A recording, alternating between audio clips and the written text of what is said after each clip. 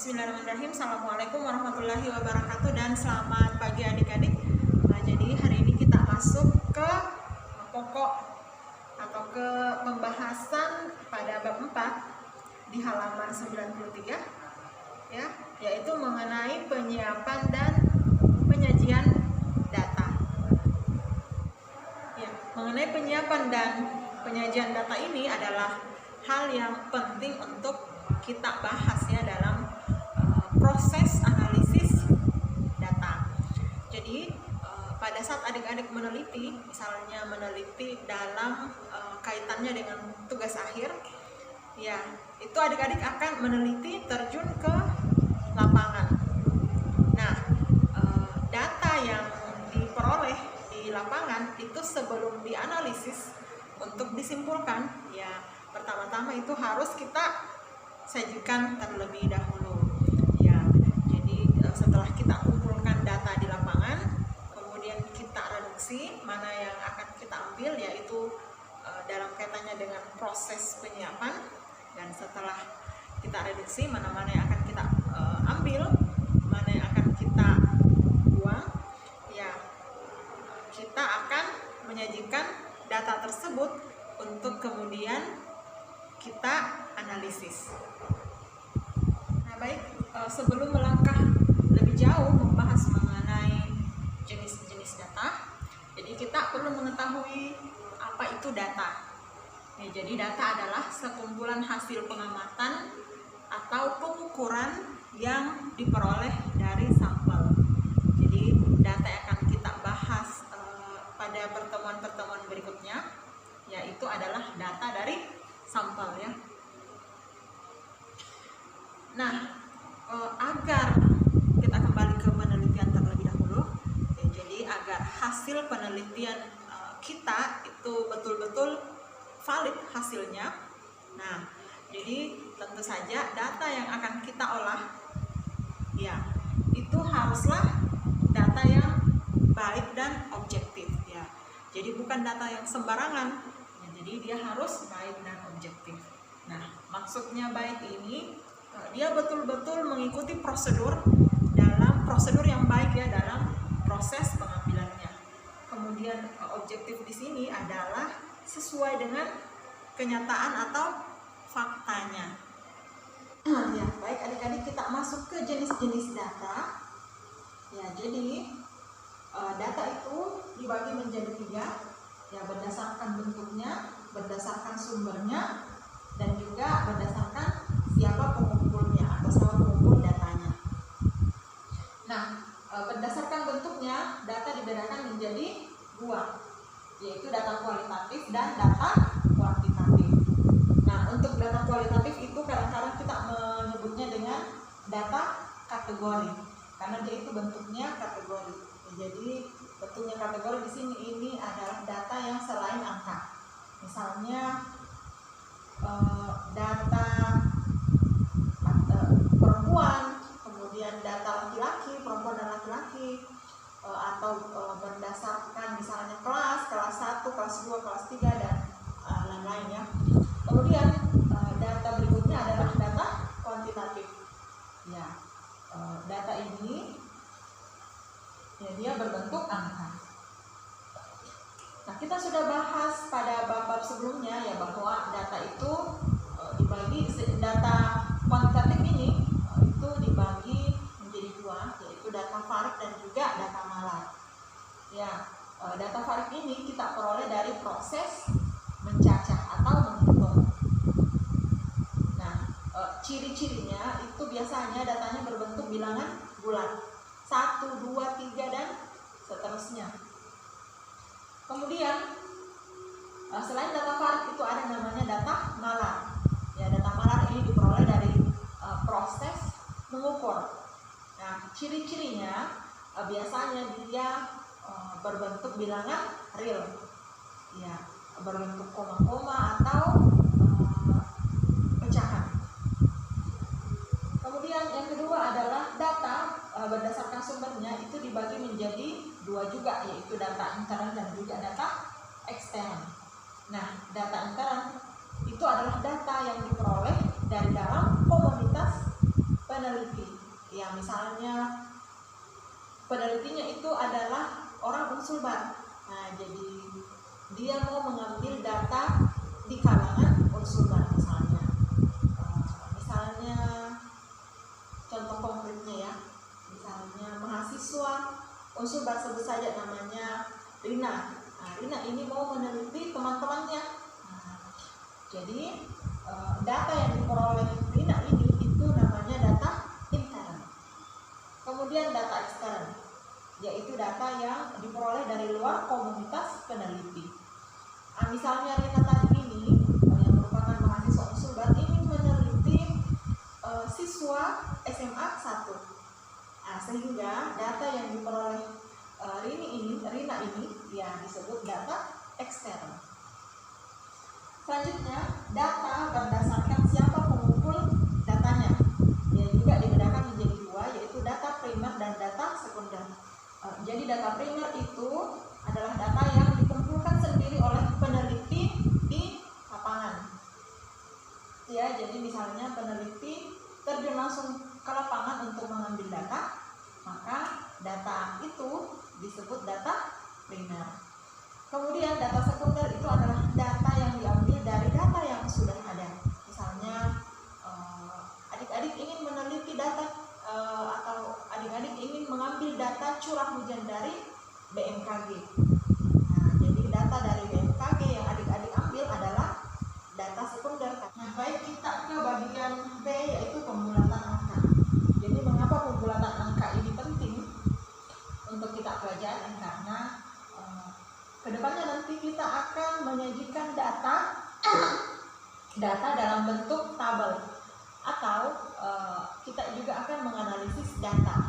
Nah, kadang-kadang datanya itu bisa menjadi sangat panjang sehingga perlu untuk dibulatkan. Ya, kadang-kadang kita mau menuliskan suatu data ke dalam tabel. Nah, karena tabel itu kan terbatas ruangnya ya. Nah, sehingga data yang sangat panjang itu perlu untuk kita bulatkan. Nah, untuk aturan pembulatan angka ini mungkin sudah ada adik-adik yang pernah mendapatkan materinya, jadi kita cuma mengulangi saja.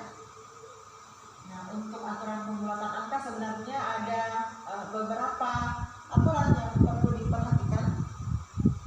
Sini saya tuliskan dua-dua. Kita bahas dulu untuk dua aturan pertama. Jadi yang pertama, jika angka terkiri yang harus dihilangkan adalah 4 atau kurang, maka angka terkanan yang mendahulunya tidak berubah. Dalam hal ini kita melakukan pembulatan ke bawah. Ya, jadi kita ambil contoh 73.450 misalnya. Kita akan bulatkan dia menjadi puluhan ribu saja. Ya, berarti ini akan kita lebur ya. Ini akan kita lebur. Bisa ini saja. Nah, perhatikan. Angka terkiri yang harus dihilangkan. Ini kan yang harus dihilangkan. Angka terkirinya adalah di sini adalah 4. Ya. Maka angka tekanan yang mendahuluinya, yang mendahului 4 adalah 7 dan 3. Angka tekanan yang mendahuluinya ini yang paling kanan. Ya kan, ini yang paling kanan, dari 7 dan 3 yang paling kanan. Berarti angka tekanannya ini tidak akan berubah.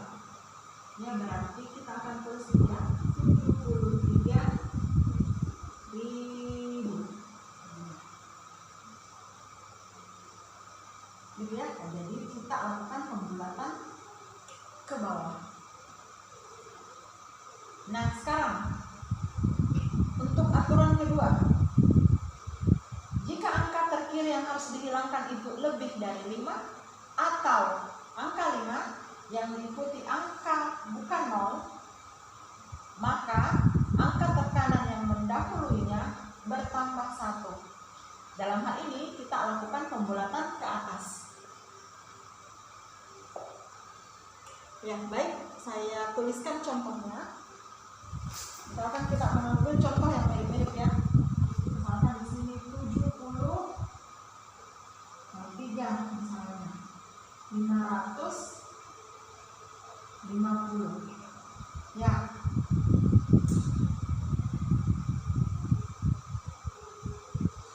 Atau 650, masih sesuai saja ya. Misalkan 650. Nah,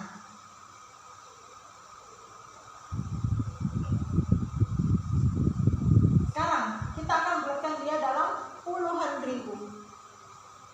Masih bisa satu angka lagi, misalkan 73.500. Oke, nah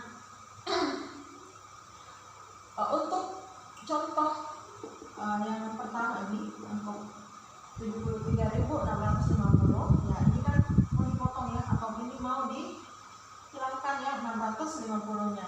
Nah, 6 ini lebih dari 5. Oke? Nah, maka angka tekanan yang mendahulunya berarti dalam hal ini adalah 3, itu bertambah 1. Berarti kalau dibulatkan ini akan menjadi 74.000. Nah, kemudian untuk contoh yang kedua 73.550. Ini sepertinya tidak kelihatan ya. Saya tulis di samping saja. 73.550. Nah, angka terkiri yang harus dihilangkan yaitu 5. Oke? Yaitu 5. Dan dia diikuti angka yang bukan 0. Dia diikuti oleh 5 dan 0. Ya, yang dimaksud angka bukan 0 berarti bukan 0 di sini ya. Kecuali kalau 0 di sini yang lain lagi ceritanya. Tapi kan setelah 5 ada angka bukan 0 ya. Sehingga kita tetap lakukan dia pembulatan ke atas. Jadi kalau ditulis akan menjadi, dibulatkan maksud saya akan menjadi 74.000. Bedakan dengan yang di atas ya. Nah, baik, kita ke aturan berikutnya, yaitu ini aturan ketiga ya. Jika angka terkiri yang harus dihilangkan hanya angka 5 atau 5 yang diikuti oleh angka 0 belakang, artinya 0 saja ke sana, ya, maka angka tekanan yang mendahulunya bisa tetap ataupun bertambah 1, tergantung aturan yang digunakan. Jadi kalau kondisinya seperti ini, adik-adik bisa menggunakan salah satu dari 2 aturan yang ada ini. Nah, kalau misalnya adik-adik mengambil aturan genap terdekat, atau saya baca dulu ya. Aturan genap terdekat menyatakan bahwa jika angka tekanan yang mendahului 5 tersebut ya, akan tetap jika angkanya genap dan bertambah 1 jika ganjil. Nah, aturan ganjil terdekat atau aturan kedua yaitu sebaliknya dengan aturan genap terdekat. Kita ambil contoh. Misalnya tadi ya 73.000. Nah, 73.500. Kita mau mengambil angka atau kita mau membulatkan untuk puluhan ribu saja. Ya, berarti ini akan dihilangkan 500-nya. Nah, angka tekanan yang mendahului 5 berarti 3 akan tetap jika angkanya genap. Nah, dan bertambah 1 jika ganjil. Kebetulan ini adalah ganjil. Berarti ini akan dibulatkan menjadi 74.000. Ya. Nah, kalau kita pakai aturan genap terdekat, kita bulatkan 73.500, itu akan menjadi 74.000. Sebaliknya, kalau kita mengambil aturan ganjil terdekat, 73.000 ini, 73.500 ini, mudah-mudahan masih kelihatan.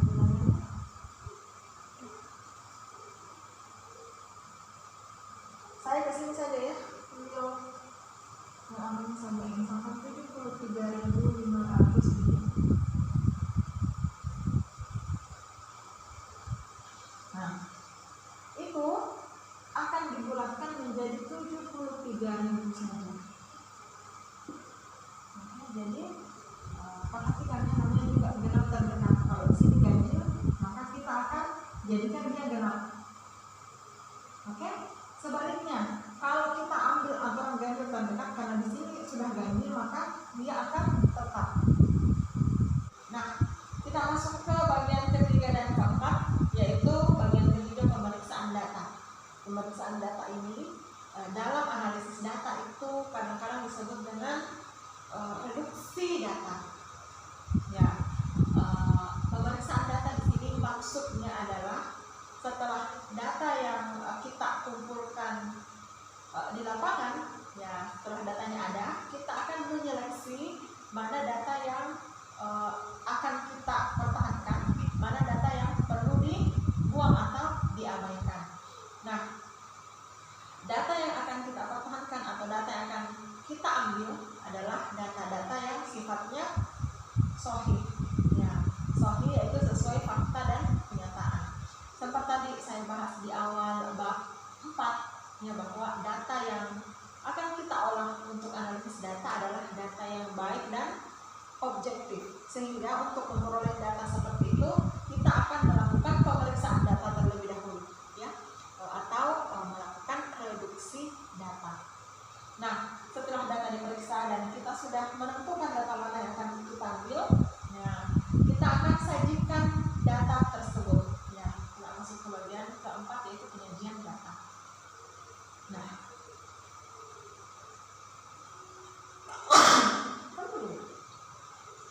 Nah, untuk penyajian data, ya ada biasanya ada dua cara yang digunakan, ya, dan biasanya diambil dua-duanya, ya, yaitu penyajian dalam bentuk tabel dan penyajian dalam bentuk gambar. Nah, penyajian dalam bentuk gambar ini biasanya dilakukan setelah data kita sudah sajikan dalam bentuk tabel. Nah, untuk penyajian data dalam bentuk tabel sendiri itu ada beberapa cara, yaitu dengan tabel silang atau tabel kontingensi, kemudian dengan tabel frekuensi, dan juga tabel frekuensi kumulatif. Nah, jadi biasanya tabel frekuensi ini ya disajikan setelah kita telah menyajikan data dalam bentuk tabel silang atau tabel kontingensi. Nah, demikian juga untuk frekuensi kumulatif ini disajikan setelah data kita sajikan dalam bentuk tabel frekuensi. Nah, untuk tabel frekuensi ini sendiri itu terbagi, ya, ada yang tabel frekuensi dan ada juga tabel frekuensi relatif. Nah, nanti kita bahas. Nah, untuk tabel frekuensi kumulatif ini ya itu juga terbagi dua. Jadi ada tabel frekuensi kumulatif kurang dari, dan ada juga tabel frekuensi kumulatif lebih dari. Kita akan bahas berikutnya. Nah, setelah tabel atau data disajikan dalam bentuk tabel, kita akan menyajikannya dalam bentuk gambar. Nah, penyajian dalam bentuk gambar ini ada beberapa, ya. Jadi ada dalam bentuk diagram, ada dalam bentuk histogram, dan juga ada dalam bentuk poligon. Kalau di SMA ini dipelajari ketiganya, ya, jadi diagram, histogram, dan poligon. Tetapi untuk analisis data biasanya histogram dan poligon ini tidak dilakukan. Kita hanya sampai penyajian data dalam bentuk diagram saja. Nah, penyajian data dalam bentuk diagram ini itu ada beberapa. Ada namanya diagram batang. Nah, adik-adik mungkin sudah tidak asing dengan diagram batang. Diagram pie atau pie chart, diagram bulat, ya, atau diagram lingkaran. Kemudian ada juga diagram garis, diagram kotak, dan diagram pencar. Mungkin dua diagram ini agak asing bagi adik-adik. Nah, namun kalau di analisis data ini sangat sering digunakan diagram batang, diagram pie, ya, diagram kotak, dan diagram pencar. Kalau diagram garis ini lumayan jarang untuk digunakan. Ini yang empat ini lebih sering untuk digunakan. Nah, kalau diagram kotak itu kadang-kadang disebut dengan box plot. Nah, kemudian diagram pencar itu kadang-kadang disebut dengan scatter plot. Nah, baik, kita masuk ke contoh untuk tabel silang dan tabel kontingensi. Adik-adik kita masuk ke contoh untuk tabel silang atau tabel kontingensi. Nah, adik-adik bisa perhatikan bukunya halaman 99.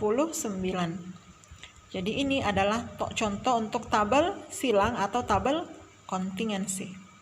Nah, di sini ada beberapa ketentuan yang perlu diperhatikan ya. Nama-nama sebaiknya disusun secara alfabet, kemudian waktunya itu disusun secara berurut atau kronologis.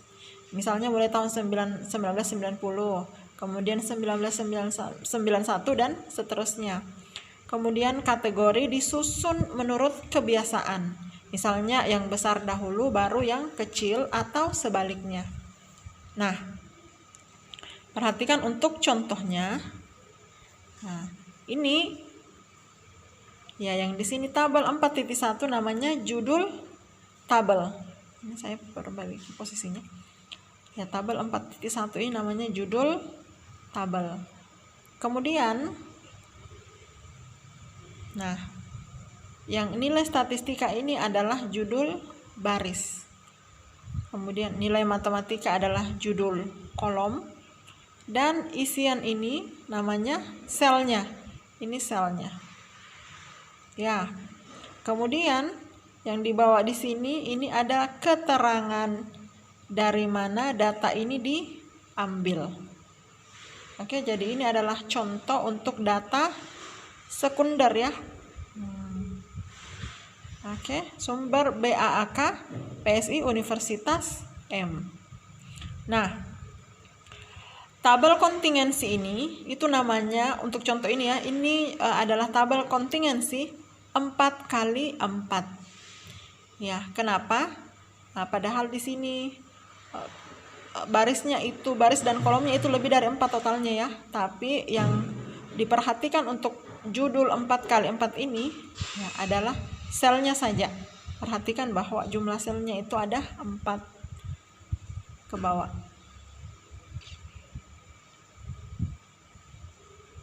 Nah, untuk contoh tabel frekuensi ini adik-adik bisa lihat di halaman 100 di bukunya. Ini adalah contoh untuk tabel frekuensi.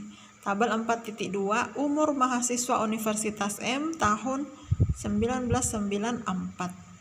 Ya. Nah, untuk tabel frekuensi ini itu biasanya hanya terdiri dari 2 kolom saja.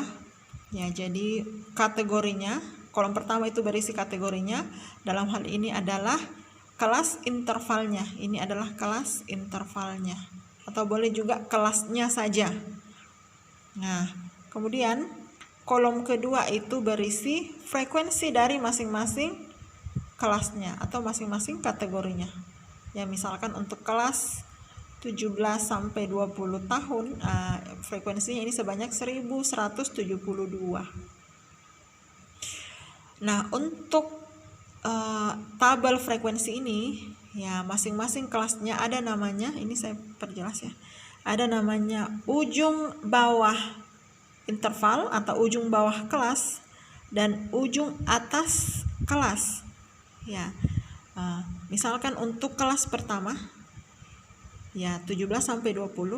17 ini adalah ujung bawah kelas. 20 adalah ujung atas kelas. Ya. Kadang-kadang dikatakan ujung bawah interval atau kelas interval dan ini ujung atas kelas interval. Nah, begitu. Selain istilah ujung atas dan ujung bawah kelas interval, kita juga mengenal istilah batas bawah interval dan batas atas interval. Ya, saya jelaskan mengenai istilah tersebut. Ya, saya akan contoh yang sama tadi di halaman di bukunya di halaman 100 tadi, yaitu tabel frekuensi. Ya, untuk tabel frekuensinya saya tidak cantumkan semua, berhubung papannya juga terbatas. Jadi saya ambil 2 kelas interval yang paling atas saja. Nah, 17 ini sudah sempat saya sampaikan tadi ya bahwa 17 itu adalah ujung bawah, kemudian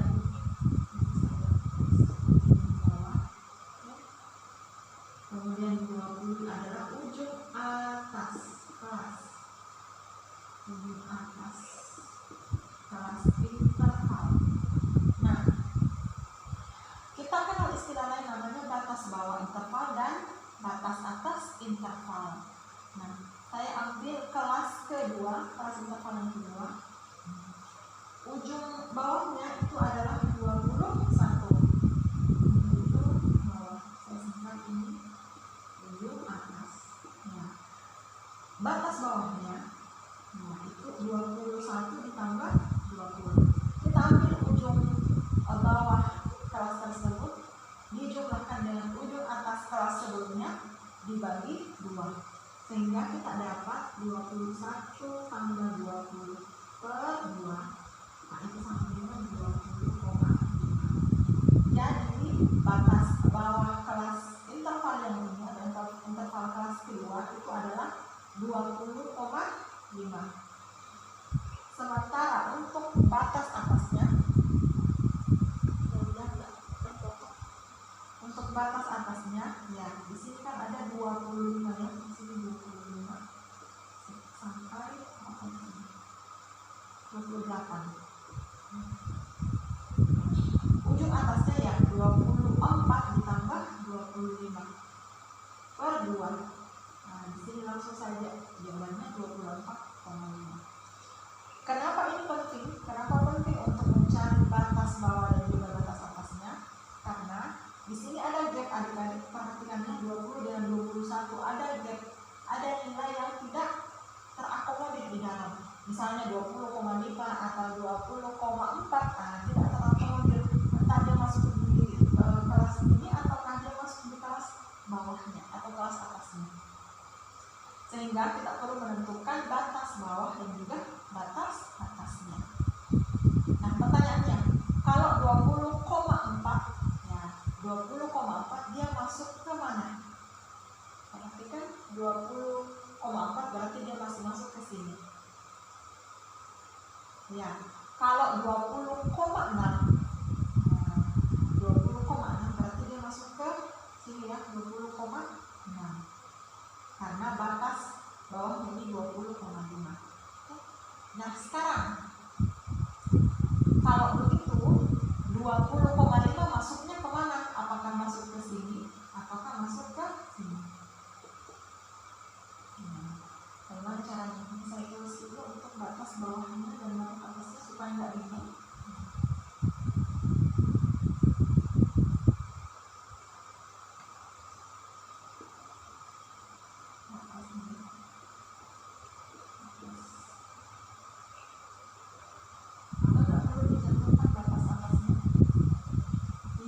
Adik-adik sekadar tahu saja, ini di sini adalah 16,5 sampai 20,5. Ini di sini 20,5 sampai 24,5. Kemudian 24,5 sampai 28,5. Nah, sekarang kalau dia 20,4, tadi saya katakan 20,4 berarti dia masuk ke kelas paling rendah atau kelas paling bawah. Nah, kalau 20,6 berarti dia masuk ke sini. Yang kelas di bawah, di atasnya tadi atau kelas kedua. Nah, kalau persis 20,5 antara masuk ke kelas ini apakah kelas ya di bawahnya. Nah, yang perlu kita ingat, itu tadi pentingnya kenapa kita membahas mengenai pembulatan. Jadi kita boleh bulatkan dia kemana? Tergantung aturannya.